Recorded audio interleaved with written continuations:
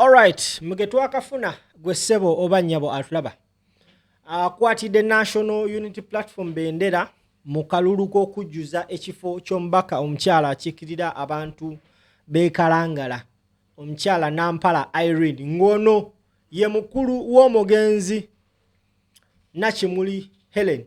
Olunaku olwaleero akakasiddwa akakiiko k'ebyokulonda nga agenda okukiikirira ekibiina kya National Unity Platform mu kalulu k'okujjuza ekifo kya mutoowe Helen Nakimuli. Ng'awerekeddwako abakulembeze b'ekibiina kya National Unity Platform kw'ossa ne taata we omukyala Nampala avuddeyo n'akakasa bannakayunga nti yeewaddeyo okuba nga alwanirira ekifo kya muganda we era nga ayina okukkiriza nti agenda kuba muwanguzi. Ng'awerekeddwako taata we ate ng'ono Reverend mu kyaki y'aba Orthodox. Olunaku olwaleero Nampala Irene akakasiddwa akakiiko k'ebyokulonda era olumaze omukakasa omukyala Nampala bye bino ebigambo by'ayogedde. Wuliriza.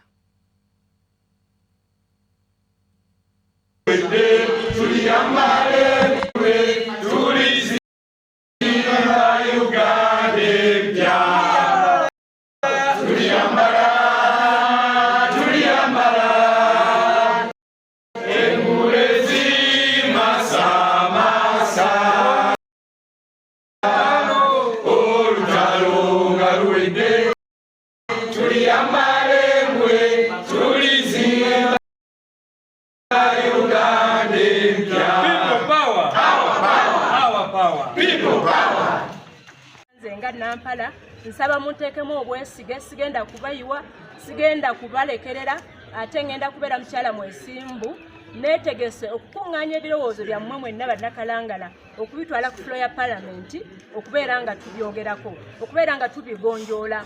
Bannanga abavubi manyi kye muyitamu, abavubi manyi kye muyitamu. Waliwo bannange tuwulira nga waliwo etteeka eryateekebwa mu palamenti era tuwulira lyasayiningibwa naye lwaki terinnaba kuteekebwa mu nnambikiro? Ebyo byonna bye tugenda okwogerako. Bannange abakyala, nzize kubanga Nakimuli nali neekakasa bulungi nnyo nti ava ku bakyala ng'ayagala nnyo abakyala okubaako kye beekolera bave ku ssente z'akameeza. Nakimuli abadde ayagala nnyo okwempawaringa abakyala mu bibiina byabwe by'abakyala ng'abiteekamu amaanyi ng'afuba okulaba nti mukyala abeerako kyakola asobole okuweereza eggwanga ye ng'omukyala era ng'abeererawo omwami we. Ssente z'akameeza tezimala, essente z'akameeza teziyinza kumala mukyala. Naye n'olwekyo ekyo kye kindeese okwempawaringa abakyala okulaba nga bayimirira. Ebyenjigiriza Ekalangala bannange bibuliramu ddala. Amasomero agamu ebizinga ebimu tebisobola kukonekitinga kugenda ku bizinga birala, abaana batambula engendo empaavu okuva ku kizinga ekimu okugenda ku kirala, agenda okutuuka nga nokkoowaakooye nga n'ebyokusoma tebikyasobola kuyingira mu mutwe. Mu Kalangala muno ku byobulamu nabyo ngenda bikwatirako ddala kubanga Kalangala mu bizinga 84 kuliko 64 ebiriko abantu, naye ku ebyo ebizinga tulina health centers 2 zokka, center 4 zokka, tezisobola kutumala bannange. Ate era n'ezo zennyini temuli malagala. Ojja kusaasaanya essente nnyingi nnyo okukozesa ogenda okugula panado omalirize ng'omuguza essente nnyingi nnyo.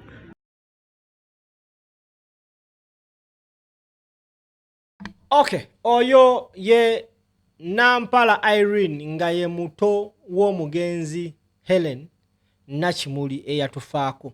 Avuddeyo n'ategeeza bannakalangala okumuteekamu obwesige era ng'ali ready and willing okutandikira mukulu we yakoma. Now, akalulu kaneeno gwe ssebo oba nnyabo ndaba kayinza obutaba kalulu oba nkyogere ntya. Akalulu kaneeno tuyinza olaba nga akalulu akangu, naye okusinziira ku kunoonyereza kwenkoze I don't think nti akalulu kano kagenda kubeera kangu. First and foremost, omukyala agenda okuba nga avuganya ne Nampala Irene, amanya ge bamuyita Aida. Ono Aida ali mu nakibiina kya NRM, yeesimbawo mu mwaka gwa 2016 n'awangula akalulu ako.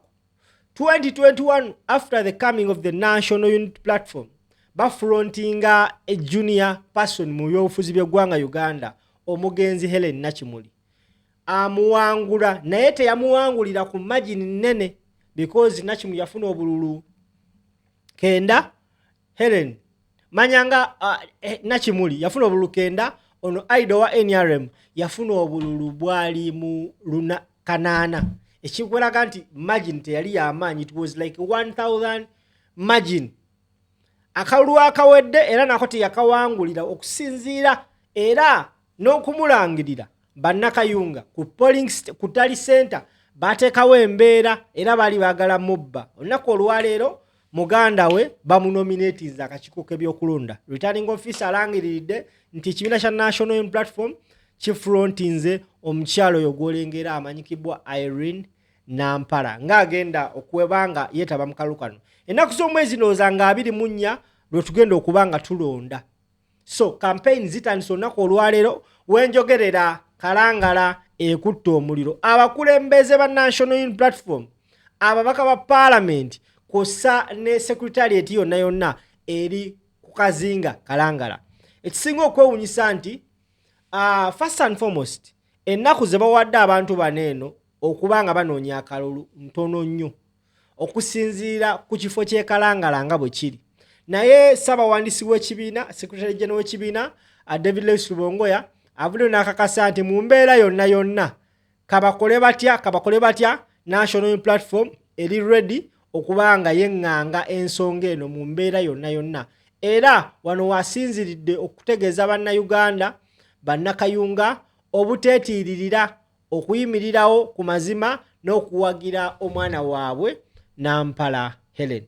Taata w'omugenzi Nakimuli Helen yavaayo n'asaba bannakalangala nti omubanga mwasobola okumpa omwana wange oli omugenzi bannaye temutunula wala mutunuleeko mu famire yange ate musobole okuba nga munnyongera omubaka omulala.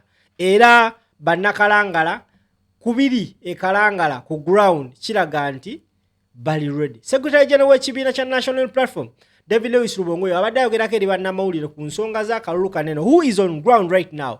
Bwati bwayogedde. We won't be seeing drones here, a lot of violence. As you can see, our people are very peaceful. They are very peaceful. They are peaceful, loving citizens. We shall be coming here to campaign. We shall be here to remind our people. Of course, the days that have been given for this candidate are very few. 10 days for campaigns. Yet these are 64 islands. You know, you can imagine, and the entire population of this area. But even with those few days given to us for campaign, we know that our people already have the message. We sent our teams on ground, and the teams on ground, many people were saying, for us, whoever will come under the National Unity Platform ticket is the one we shall go with. So we know for sure that we have the victory.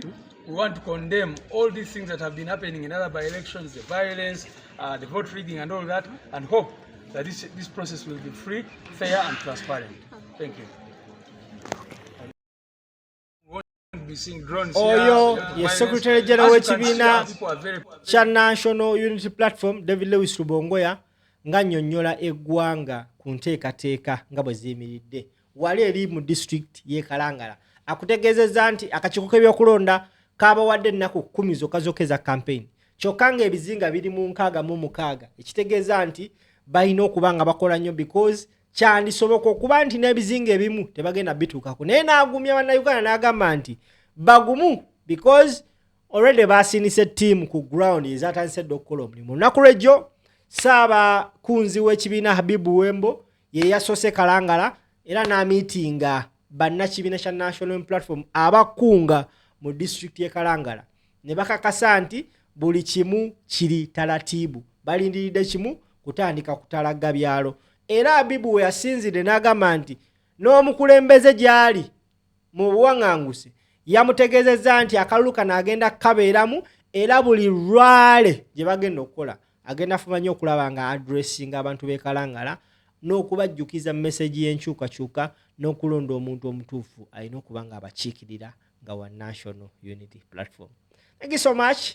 Ng'ogembadde nago naye nga ngenda bba nkuleetera agasingako waneeno ku kalulu k'e Kalangala akabindabinda.